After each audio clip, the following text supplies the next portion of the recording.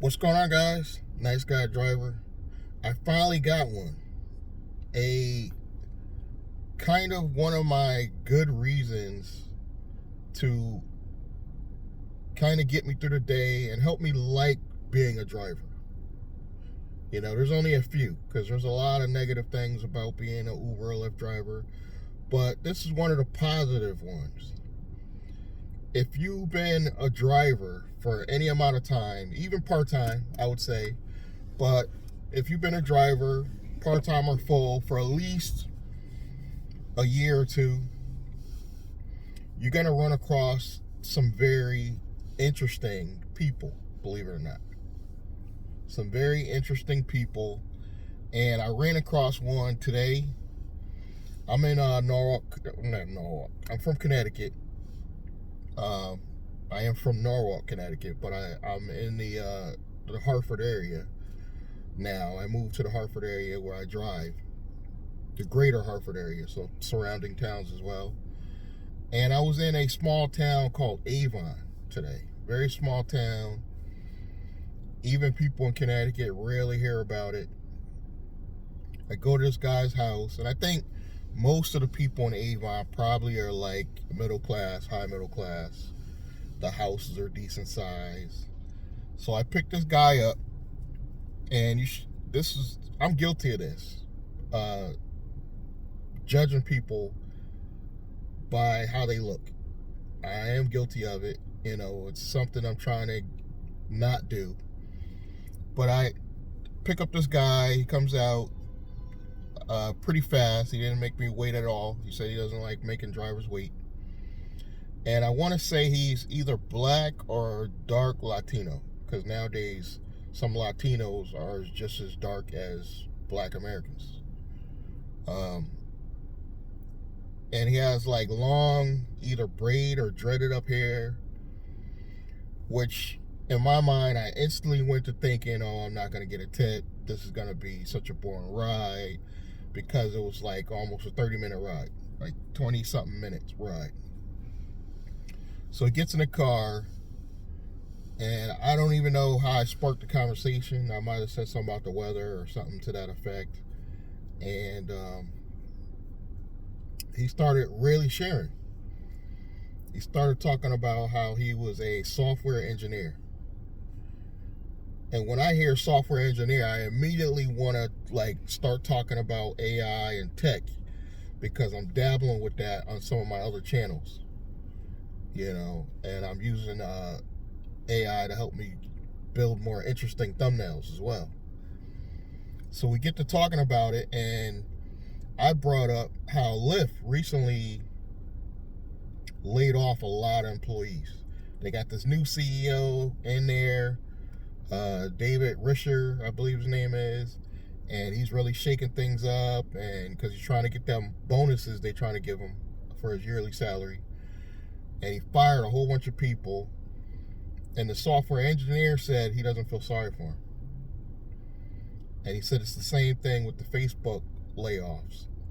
He doesn't feel sorry for him. And I was like, well, what do you mean? At first I was taken back. I was like, what do you mean you don't feel sorry for these people? And he started going into technology and how there's no excuse when you're a software engineer and have the ability to, on a part-time basis, build your own business to protect you from a situation just like this. And I was immediately perked up, and I'm trying to pay attention to the road, but I immediately perked up, and I wanted to hear more. And he went in to say how he, even though he's a software engineer, he wanted to do a business on the side that had nothing to do with that. So he built a lawn care service. And because he does have the software engineer skill, he built an amazing website for the lawn care business, which helps him get a lot of business for his lawn care service. And he says it's really fulfilling because it's not about the money. And I think the reason why this guy got in my car, even though I'm just an UberX driver, is because there's not a lot of Uber Black drivers. And he says sometimes he just wants to sit, kick back, and take the ride and not drive and pay attention to the road. And I get that. So it made sense. But he really perked me up with that conversation because he was like, think about it. These people, especially in the tech department, because I guarantee some of these people in the tech department also got laid off, especially at Facebook, but possibly be even Lyft and probably Uber when they did their big layoffs. He was like, think about this. And he broke it down like this. 500 people in the tech department that built and maintain platforms like Uber, Lyft, Facebook. You mean to tell me on their spare time can't come together and decide who's going to be their CEO and decide how they could build on the side a own platform or app of their own, even if they sign an NDA. He was like, because a lot of these companies, they make you sign, I think they call them, some type of contract where you can't go do that. He said even if they did that, there's ways to go around it. There's ways and legal structures you could set up where Facebook can't even come at you for building your own business in your spare time, and shield your liability. He said there's no way you're telling me these people, 500 of 2,000, say, layoffs, can't come together, put together a business where they all are able to generate money outside of that company, and then when they get laid off, they're shielded from that issue of not having revenue coming in. And then they can still go out and go get another job. And I was thinking to myself, yeah, you're kind of right. And he was like, think about even you, because I got to talking about how I have even though I'm just an Uber driver, I set it up so it's a real business for two reasons. They consider Uber not a job, Uber and Lyft not a job, so you can't go like rent a car or finance a house. But the simple act of me putting the money into my own business account, and then I go to ADP and have ADP cut me a check, now makes me not only a business owner, but because I have other revenue going in that account, right now, partly, I'll say, shields me from, if one of the apps just deactivates me tomorrow. I still have some income.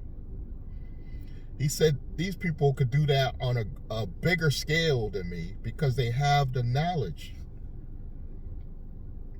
There's no excuse for these people to just be laid off and just not be able to already have income coming in from another side business. Now, he said we also understand that, these are high-tech jobs, and a lot of these people get jobs right away as soon as they get laid off, but not all of them. Not all of them are able to find jobs. You get 2,000 people that are software engineers, they're not all going to get a job. A small percentage out of that group is going to have jobs, but they all have the ability to have a side business somewhere. And if they don't want to break their contract, they can start a side business that has nothing to do with the business they're in. Like this guy, he started a lawn care business. It has nothing to do with tech. The only thing that you could say he's using his tech skills on is his own website. I thought that was genius. And here I was, if I didn't take this Uber ride to the small town, I would have never ran into this guy and talked to this guy. And it really opened up my mind up because he gave me some pointers on how AI going forward could help my business even further. And I'm not going to share that information because it's information that's definitely going to help me build out my other channels. But I was blown away, and I was like, this is the reason why I like being a driver. You might get 5 people that made you feel like, oh man, I hate driving for Uber or Lyft, but you're going to get that one person eventually that makes you think, wow. I actually learned a lot from this guy in a 23-minute ride. a 23-minute ride, and the pay sucks, but I gained knowledge that probably could help me a lifetime.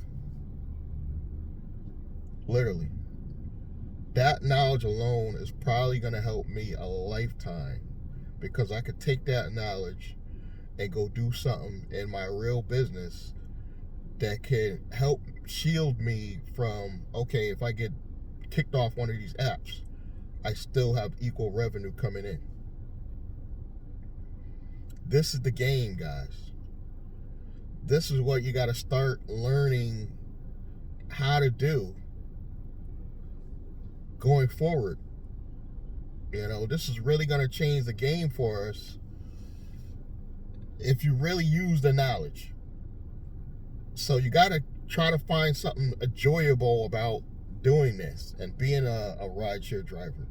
Because again, there's not a lot of positivity in being a driver, but little stuff like this makes my day, guys. Thank you guys for your continued support. Subscribe, like, comment, and I'm going to see you guys in the next one. Thank you.